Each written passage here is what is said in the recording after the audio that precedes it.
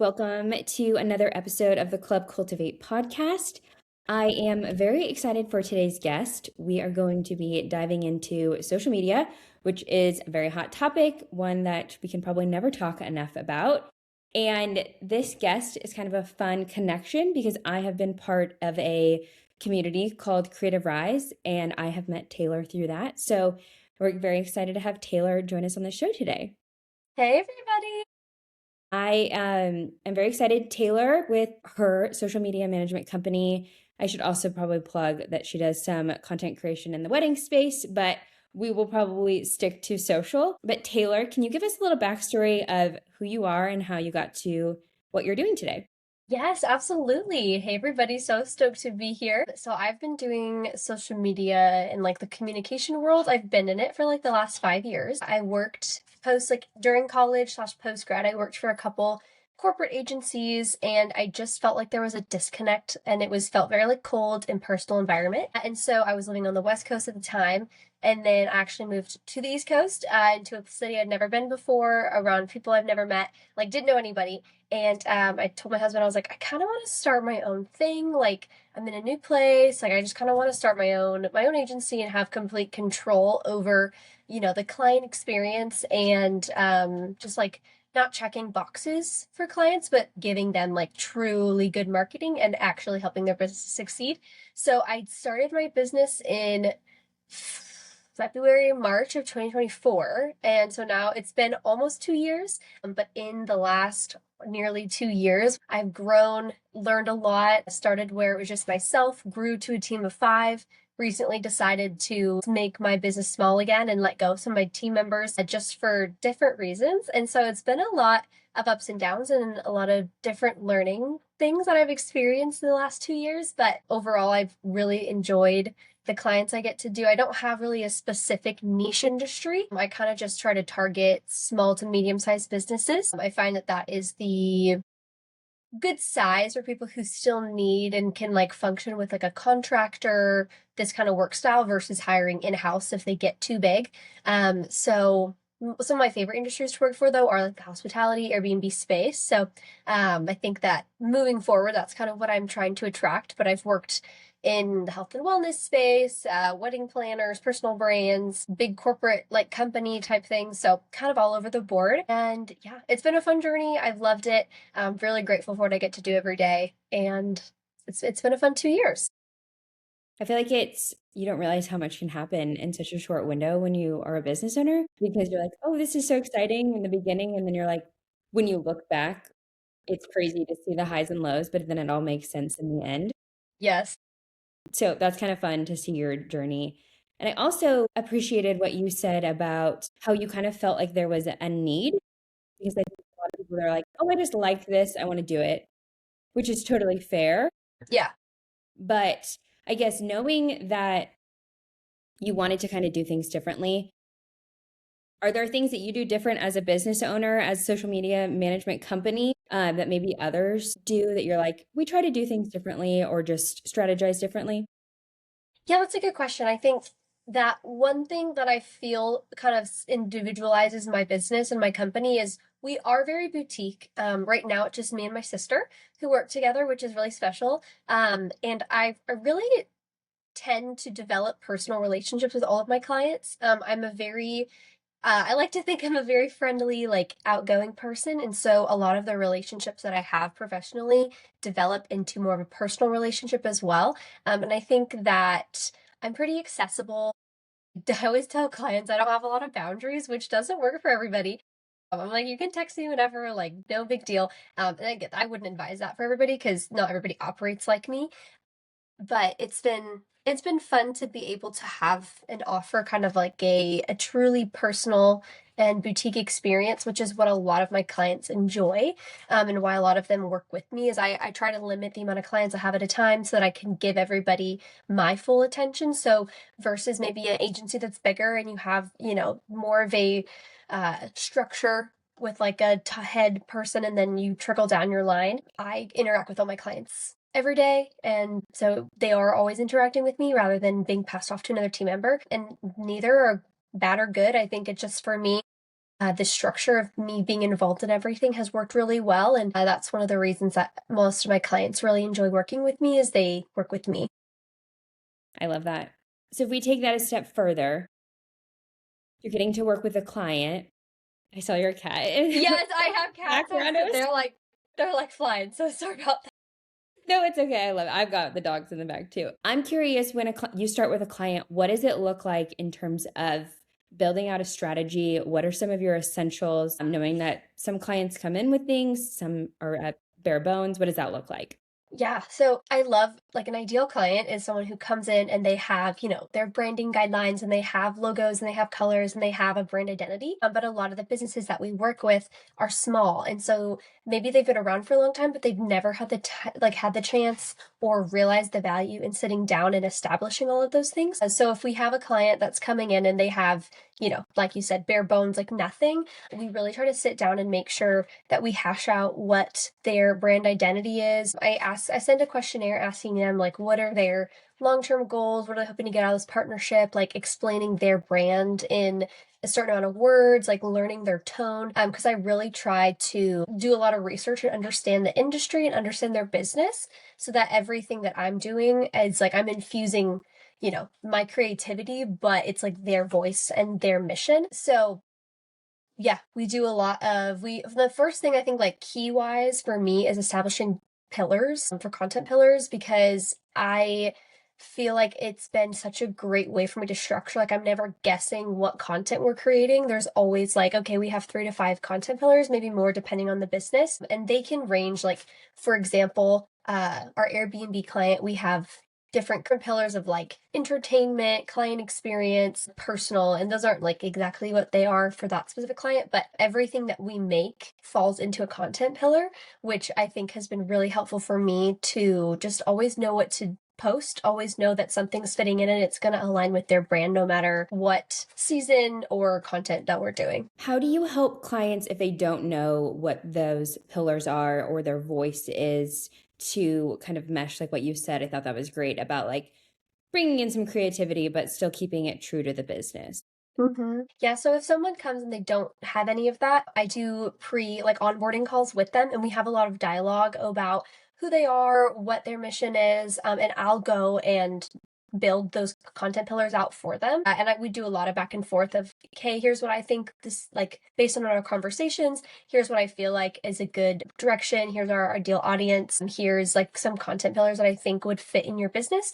And then they kind of get back to me. And it depends on the client. Some clients are like, you nailed it. Like, this is great because they kind of they don't have a lot of preconceived ideas of who they are. So they're kind of figuring it out versus other clients who have a lot of they come in and it's like their baby, and so they have a lot of changes. So it's just a lot of conversation and back and forth and building out different documents and just passing ideas back and forth with them until we nail down something that feels like really authentically them. That's probably part of the getting to know them and the personalization and the Mm-hmm. conversation that probably makes it a great process for you. Yeah, it's fun. I know there's always the question, should you have a business page, a personal page? But as freelancers, when you're kind of small and doing both, it's easy to blend. How do you recommend people that don't just have a sole business page Mm, share things about their business while still, especially for yeah. personal brands, we're like Mm-hmm. very relationship based. Yeah. How do you build pillars and like do both? Yeah, that's a good question. I think if you have like a personal page, but you also have a business and you don't want to separate the two, I was listening to a podcast the other day with Lindsay Arnold. I don't know if you know who that is. She's like the Mormon wife, but she was saying that she had built a personal brand. She was an influencer, kind of just like her as a person, but then she developed a business on the side and it was like a fitness app. And so she was saying that she personally like she would put a story up here and there about her business, but it would kind of like feel disjointed because she wouldn't talk about it all the time. So she was like, once I started to like, realize that my business was a part of who I am and like meshed it all together and like made it a daily thing of like, I'm not an influencer, mom, person, and a business owner over here. Like, this is who I am as a whole. So that was really interesting to me because I feel like I've struggled with this because I have 3 accounts. I have, oh my gosh, I'm so sorry. My cat is like eating my hair. I couldn't even see it that time. Sorry, it's like attacking me. But I have three accounts. So I have my personal account, that's just me as a person, my social media management account, and then I have a wedding content creation account. And for me, separating the two for my two businesses was strategic for me because I wanted to put myself in the wedding space as like anyone who comes to this account, they're like, you are weddings, you know what you're talking about. I'm not confused about you offering all these services versus social media. I didn't want someone to be like, well, do you do weddings? Do you do content? But I see a lot of people who are in the social media management space who are now offering like content creation, wedding content creation, and they just have one account for it. And I think they do it well. But for me, I was like, I just really want both these businesses to grow so big on their own that I didn't want them to be together. So, and I think if you have just a personal account, but you have all these businesses, like I think Christy and Joey are a great example of how they have, a bunch of different things that they do and they post it all. So I think it's like building pillars and stuff, I think you just build out different things. Like if you're a, you know, influencer in beauty, but you have like a business, it's like your niches are like maybe like day in the lives, you have beauty, you have maybe like non-toxic living, and then you have like business owner thing. So it's like you just build out different categories or different pillars that I would say like 3 to 5 things that you're like, I'm an expert in this, or like this is something I do every day, or like this is something I'm going to always share about. You kind of build that out into those little pillars, and then all the content ideas will flow from those pillars, and then it will feel more like together and like not disjointed because you're always posting something that feels aligned with what your beliefs are, what you're an expert in. And yeah, so hopefully that answers your question. I think separating accounts versus having a personal, I think I would always say actually to keep everything like minimize the amount of separate accounts you have just because it can get a lot like to try to post on all these different things. But I think it's just your business goal. Like for me, I was like, I know I want my two businesses to grow on their own and not be connected to each other, like social media and wedding content. But I've have a personal account where I'm like, oh, I like to travel and like do other things. So stuff that's not related to my business, and it's more like my travels or like my beauty products I like or non-toxic stuff or just like silly little vlogs. I try to put that on my personal, but it's hard because I think it's beneficial to separate and it's also beneficial to put it all together. I think ultimately you just kind of decide what your end goal is and if you want to deal with the headache of having so many accounts. The point about wanting to do lots of like fun stuff, I always struggle with Mm-hmm. because I am trying to talk to a specific audience. I always think about that. So I loved that point. But if you're working with, like, say it is an Airbnb, I guess they don't have a face as much. I'm trying to think of like, Well, they do have a face like the client that I have. We have a goal of where like their business can exist without them, but they are a large part they are front facing on the content a lot just because they are very personal with people and they live on the property, which is unique. So they're always interacting with guests, so we try to have a presence for them on our social platforms, but if we ever were to sell the business, if they were ever to sell it, like it could exist without them. okay, so for businesses that I think of like maybe a hairdresser. I go to Mhm. their pages and it's just hair. And I think it's a Mhm. very personal type of business when you sit in a chair for 2 hours and get your hair done. And so I Mhm. would want to know a little bit more of who they are. So if Mhm. you have a business page and you're working with a client, what are your recommendations on showing up personally and not maybe sharing your life like we would on a completely personal account, but how do you show up to where the audience can kind of get to know you, but still in a professional Yeah. manner. Yeah, I think that the best way to do that is just always connecting back whatever personal thing you're sharing to your work. I think for me personally, I'm not like too much of an overshare, which like I love creating content and I love posting online, but then I always feel like I personally have a barrier of like I don't want to share too much information because I just don't want the public scrutiny over my opinions or over my lifestyle. And so I think that the best accounts I follow, where maybe it's a hair person or maybe it's someone who is like a jewelry maker, or I follow a couple people online who are big wedding dressmakers. And they always do content that's personal, where it's like maybe a day in the life, or they share a business struggle, or they share something that's related to their business. So it always ties back. And so if you're wanting to kind of have that like personal human touch, which I think is really important in our world right now, like everybody is seeking humanness over, especially with the AI world. Like I've seen so many like new Instagram accounts and TikTok accounts, and I'm like, that is an AI person, and they're like famous, like they're like influencers, and it's like an AI person. And I'm like, this is like the future of where we're going. It's like I think there's going to be AI influencers. And so I think that being able to have a personal touch in your business content is important because it connects people to you. But I think as long as there's always a tie back to what you're offering, that makes it feel like it makes sense and fits in your content and on your socials, and it doesn't feel too disjointed. I love that. I think that resonated with me, and so hopefully that is beneficial for others. If we take this a step farther, we have all of our content pillars and we kind of know what we're talking about. What does planning a month look like for you? Are you, every day? Does it depend on platform? What does it look like to build that out for a client? Yeah, great question. It depends on the client. So there's some clients I have where I'm like, I can plan a month ahead and we can get all the content scheduled. I can edit it and we can put it out because there's not events that are coming up or there's like not a lot of change. It's a very stable business versus I have a client that is a fitness studio and they are just super involved in their community, and so they're having new events pop up every week. So really we can't schedule too far out. Like we schedule like a week and a half to 2 weeks out most of the time just because things in their business change so fast. So when I'm scheduling content out, I really like to take a look at the business. So for the Airbnb hospitality client, for example, it's really easy for me to look at like the month of February, take into account all of the holidays, whether it's President's Weekend, Valentine's Day. I try to make sure I'm aware of any like funny little holidays. Like I always like to look up each month there's like random holidays like ice cream day or random little stuff. So I always like to look at that to see if there's anything that relates to a client. So whether it's medical, fitness, hospitality, etc. I always try to take into account the bigger picture of what's happening in the month, then go smaller scale, like what's happening in our client's business. Are they offering something specific?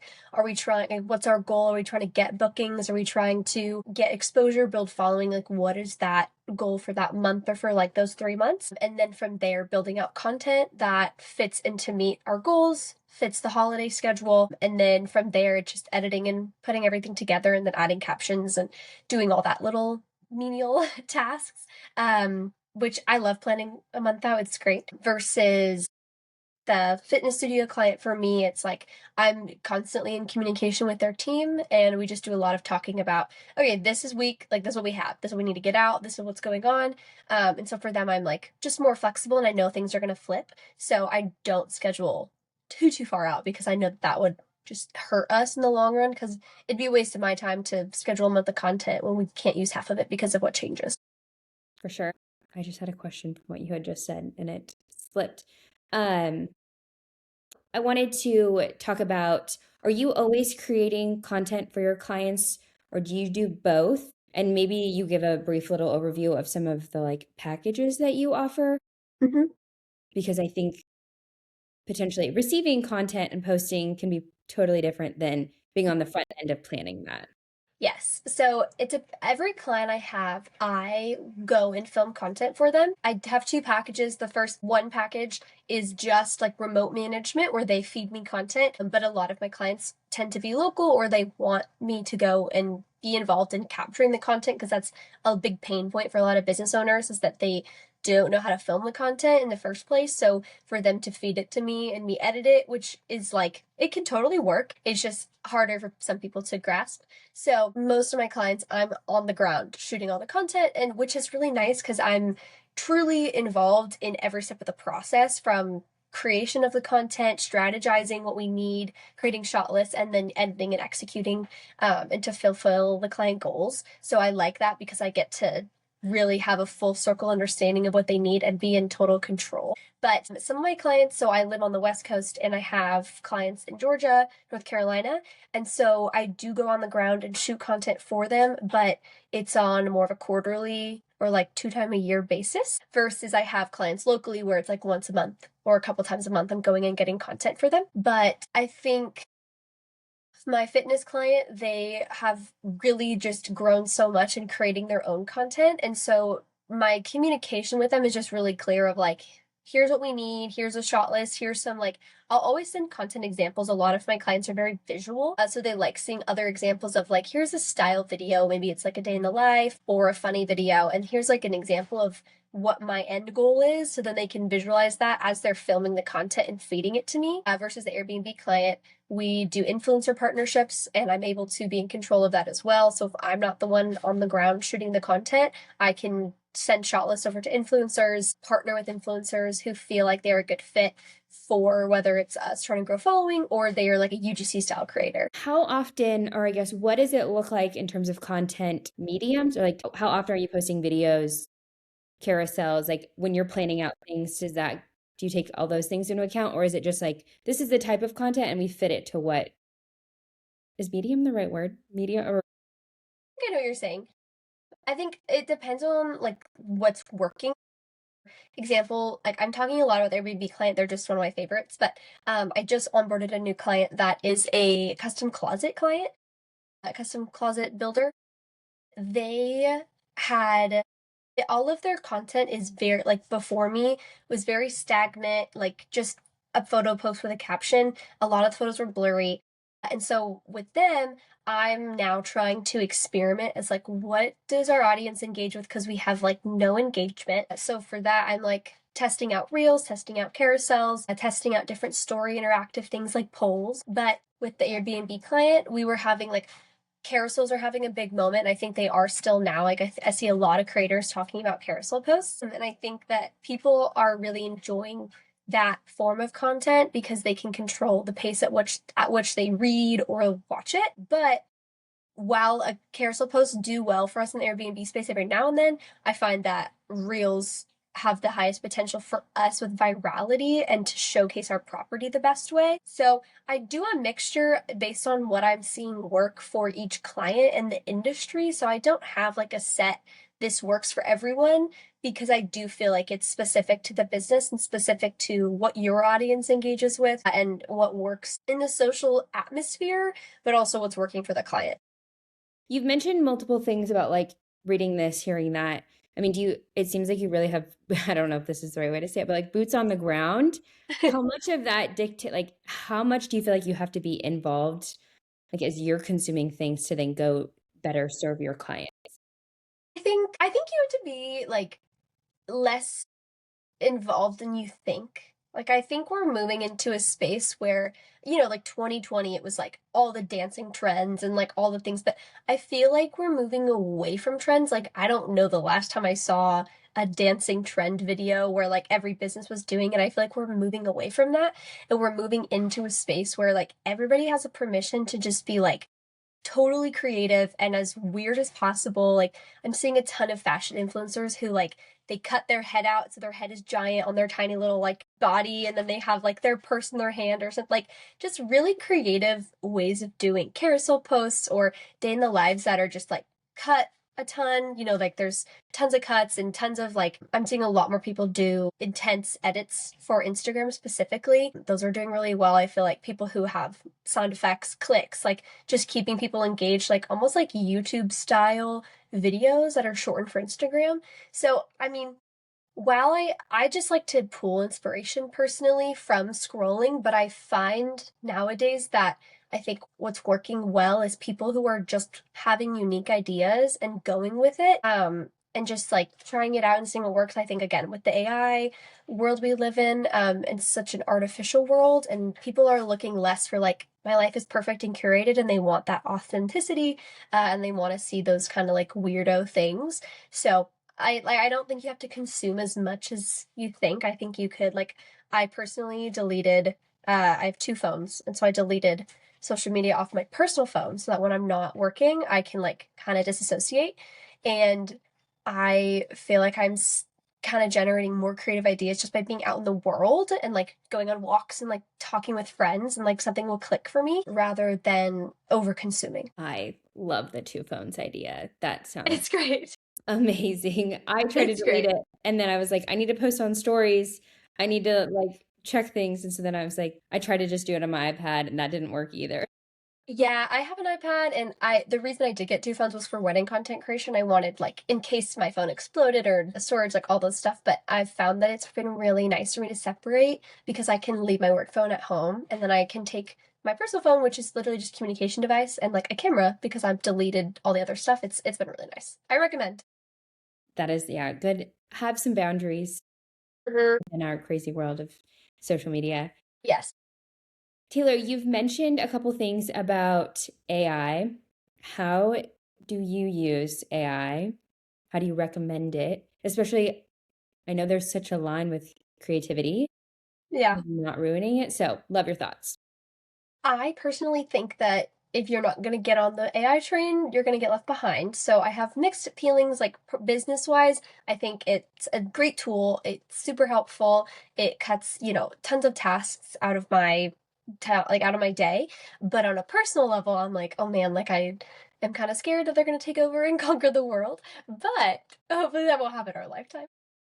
But I use AI very basically right now. I feel like with the AI space, it's growing so quickly and there's so many new things popping up. So I haven't really been able to take advantage and figure out what I'm gonna use the most. I mean, I'm a ChatGPT queen. I think most people are. I think that ChatGPT has gotten like so good. And I personally build out like each client has a separate project, and then I upload a bunch of documents so that it's like their brand guide, their voice tone, like all that stuff. So the each project has the memory of my client. They know my client's tone of voice, our goals, like all of those things. So every time I talk to it, it's like I'm talking to my client. And so it helps just if I'm ever in a slump or like writing emails, generating ideas for content. I feel like it's every time I do something with ChatGPT, it's not like, oh my gosh, like this idea is perfect and it's gonna go viral. It's more like, okay, this idea is like okay, but it's helped spark for me something else that's gonna translate to a good content idea, especially if you're working, maybe you're a solopreneur, like you don't have a team and you're like don't have a lot of community to communicate with and bounce ideas off of. It's nice to have the AI bots like chat to be like, hey, bounce ideas off of and try to like generate new content ideas. But ChatGPT is the biggest one I use.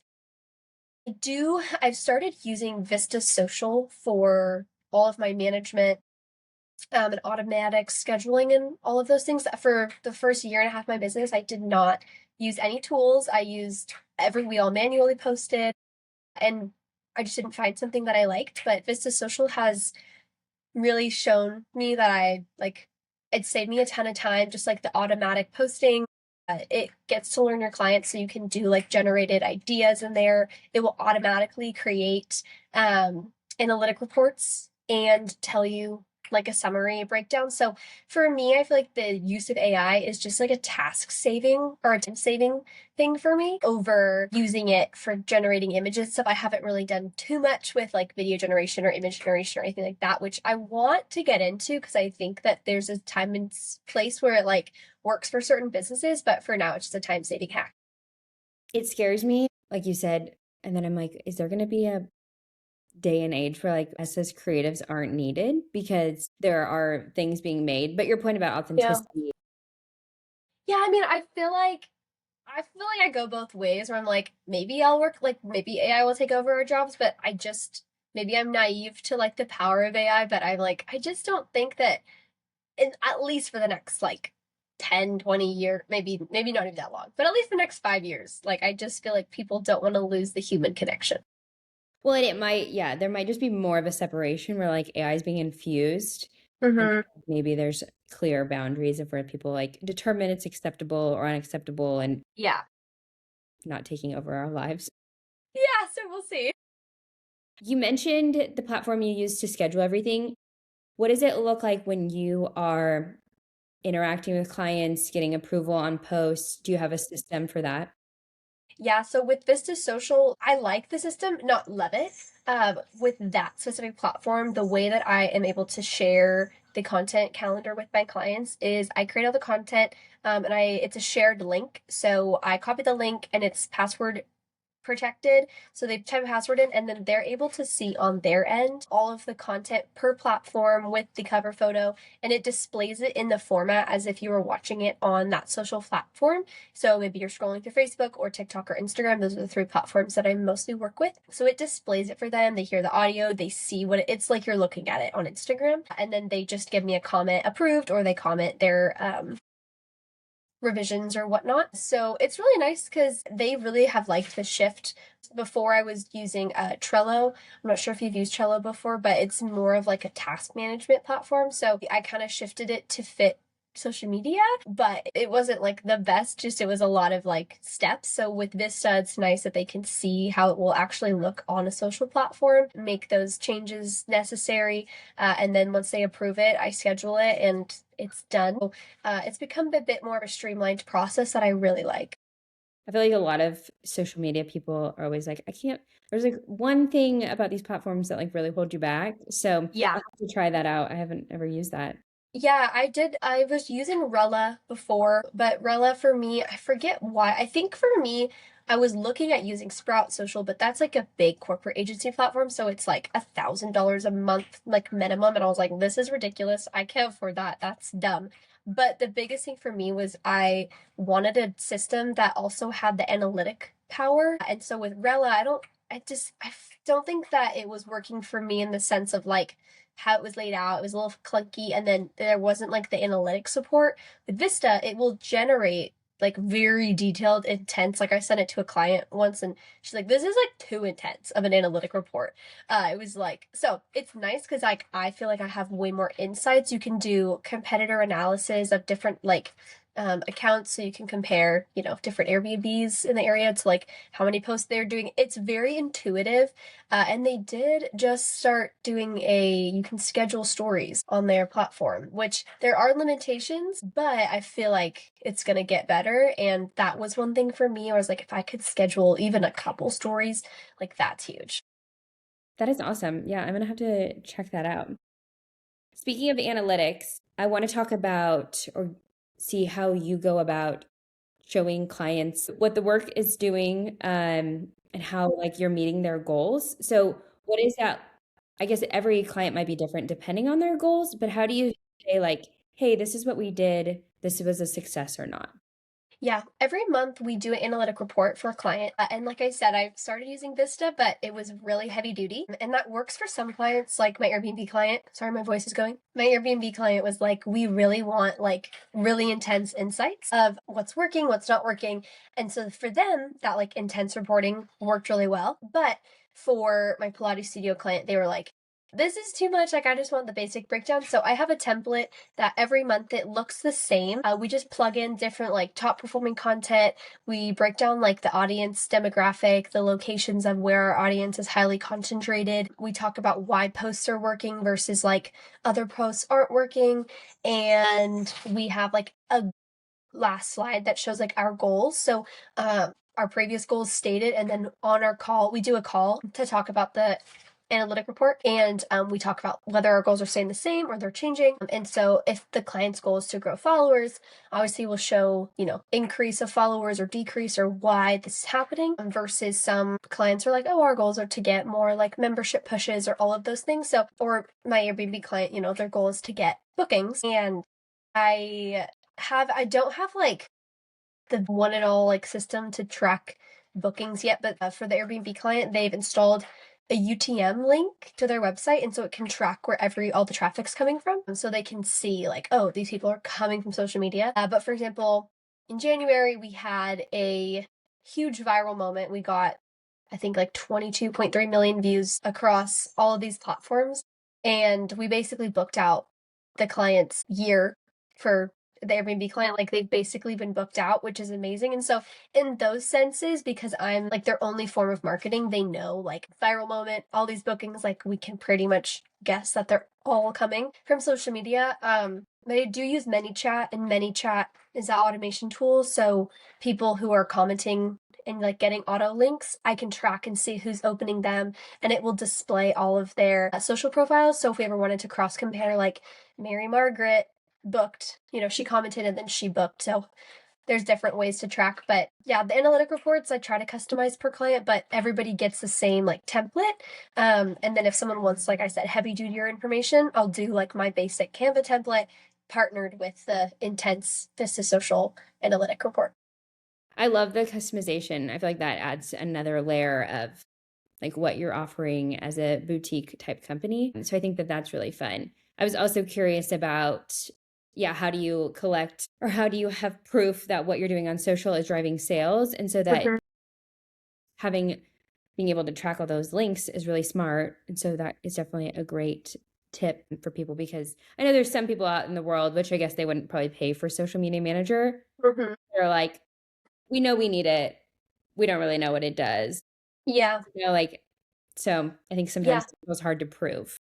Yeah, and I always tell people, like clients, I do some like ad management, but not a ton because I'm still like kind of learning how to execute that well, and it's a lot to manage all their accounts and then do ads. It's like two separate jobs. So I do that for some clients, but I don't overdo it. But I think I always try to establish like an organic presence first with a client, and then from there we can build on like a page strategy or, kind of go from there. But yeah, I would recommend like ManyChat or like some other form of the automatic automations tool for you to use on different platforms because it is a great way to track like who's clicking, who's going to the website. So like I can't see on my end who bought something, but I have a better way of tracking like, oh, these people commented, clicked, went to your site, here's their name, and then so it's a little bit more like substantial evidence of like, here you go, here's proof that people are clicking stuff and going to their sites or their businesses.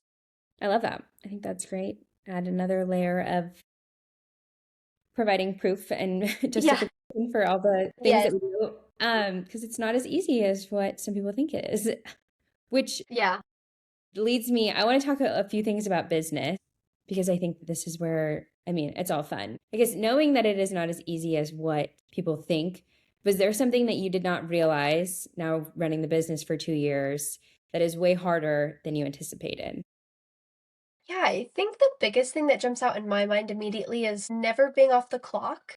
I think as a business owner, we're always, and especially social media manager, like I'm personally, I mean, if I have my work phone, like I'm getting notifications all the time. It's like commenting, replying. I don't personally, like I have some designated time where it's like, all right, I'm going to do 30 minutes of community management. But if we're having a viral moment and everybody's asking for booking links or they're having an issue, it's like, I am being paid by that client to like be on and make sure like I'm not gonna be like, I'm gonna wait for my 30 minutes and like 2 hours because you never know if someone's having like a website issue or like preventing a client from getting a sale if you're not on it. So I think the biggest challenge for me is like always being on, always being always working in a sense. So I feel like I see people memes all the time and they're like, I didn't like working 9 to 5, so now I work 24/7. I'm like, oh my gosh, yeah, that's so true.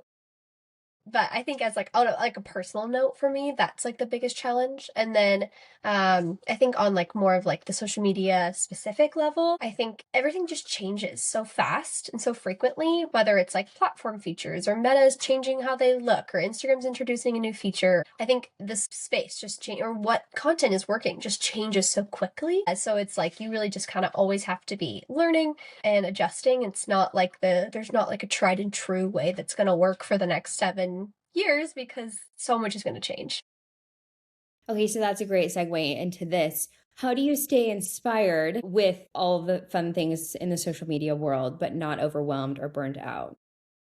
It's really easy to get burned out. I think I was probably like the last month I would say that I've been burnt out. So I think being encouraged that I'm sure that everybody feels that way. It's not just you. And personally for me, I have realized that I'm a very like I need to disconnect from online and I need to go find inspiration out in the world. And the way that I bounce ideas off is literally having conversations. Like I could have a conversation with my husband and be like, I need help with this thing. Like, what do you think about this? And he literally won't speak at all during the conversation. It's just me having like a one-sided conversation with myself, answering questions.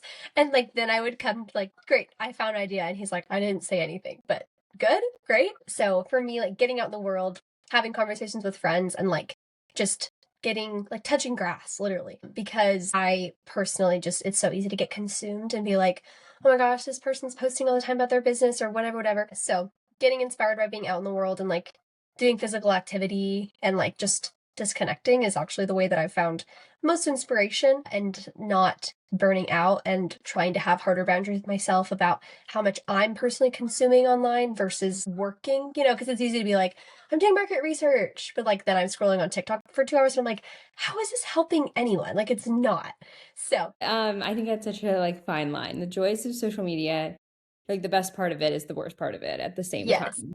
Yes, it's like it works. Like it gets me every time. I am an Instagram ad. Like I'm like their number one victim. I shop on Instagram all the time. It's so bad. That's funny. Speaking of learning, are there places or resources that you have found?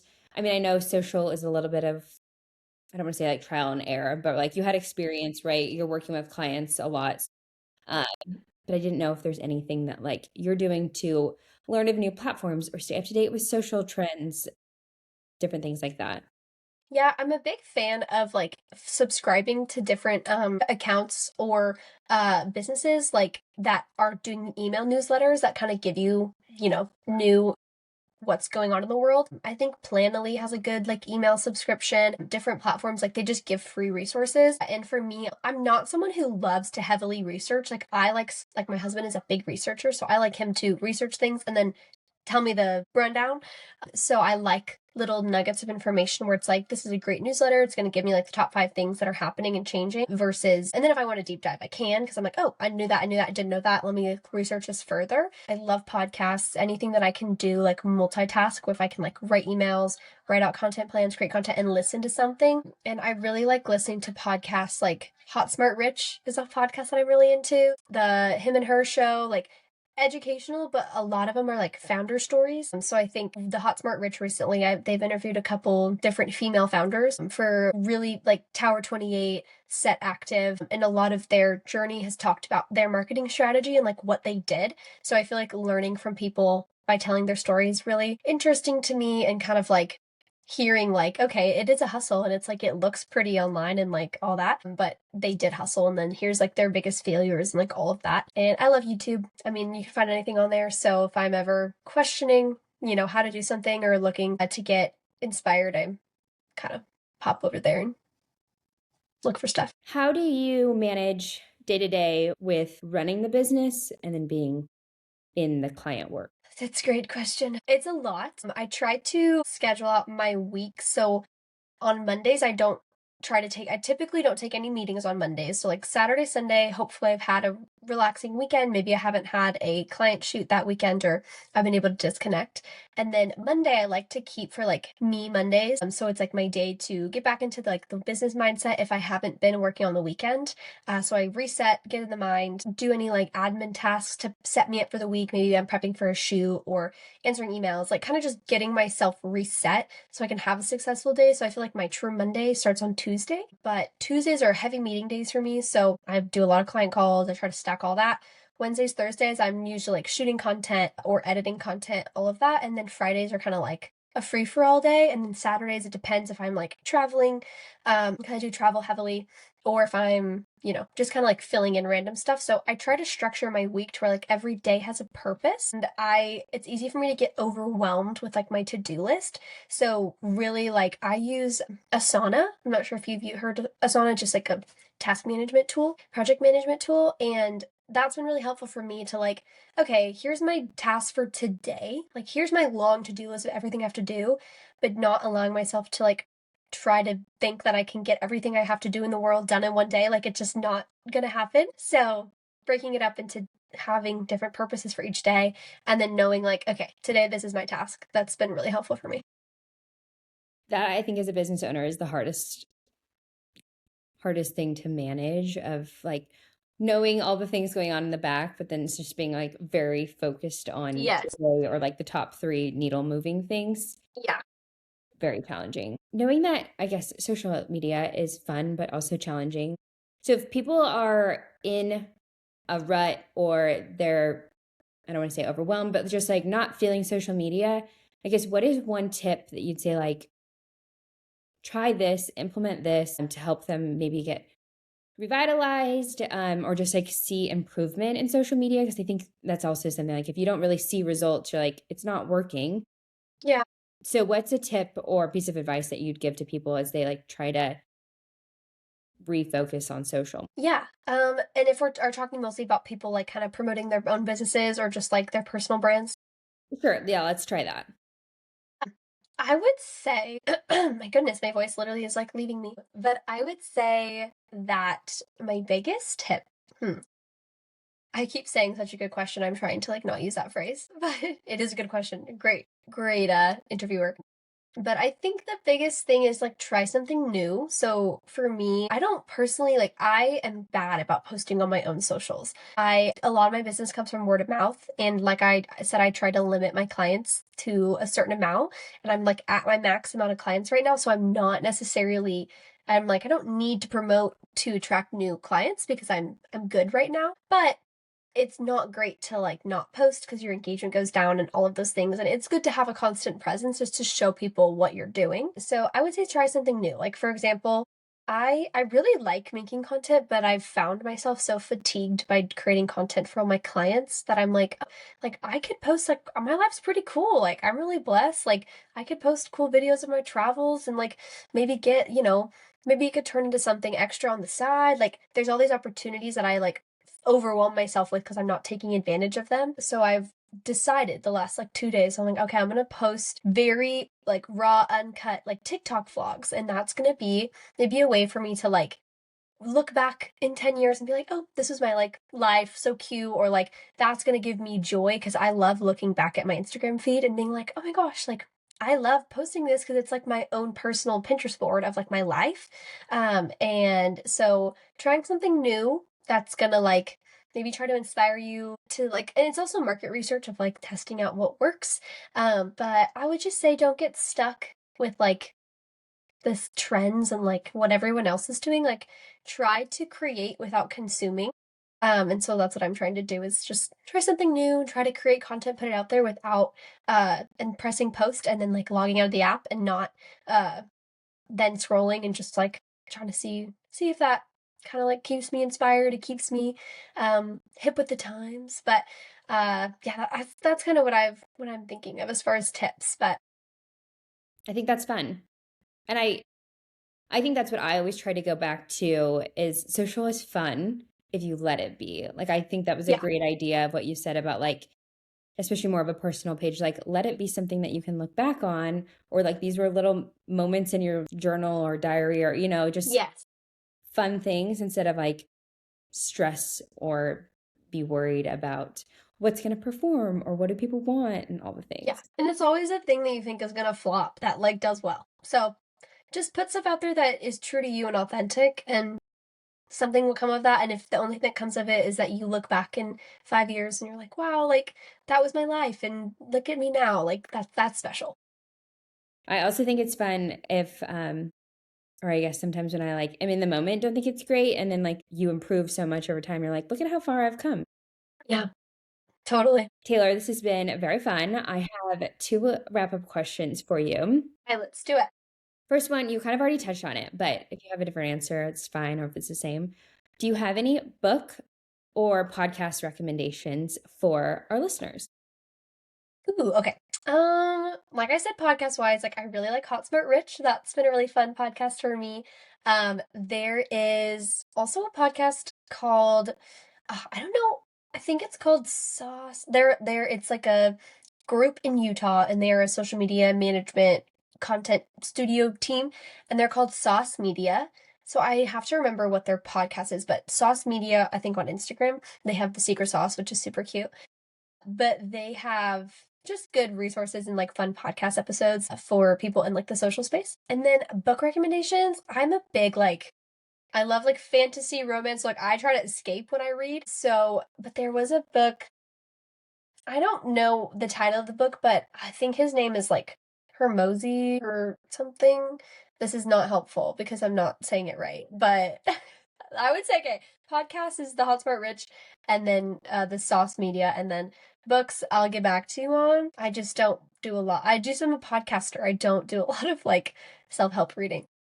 I find it interesting every time I ask that because some people are like, dedicated podcasters, and then other people are like, I only read books. And so I'm like, I feel like I have to ask both, but it's not Yeah. very often that you get both. So totally Yeah. good. I also love Hot Smart Rich. She is such a fiery little interviewer too, like so sassy, and I love it. So that is a great one. I'll have to She's check fun. out the social agency one because I think it's fun to listen to different things within the same industry. Yes, I think it may be called the Market Podcast. I'm like, let me see if I can find it really quick. But it's really fun. It's, I like them because they're small, they're not huge. Oh, yeah, it's called the Market Podcast. There you go. Okay, we'll have to check it out. Yes.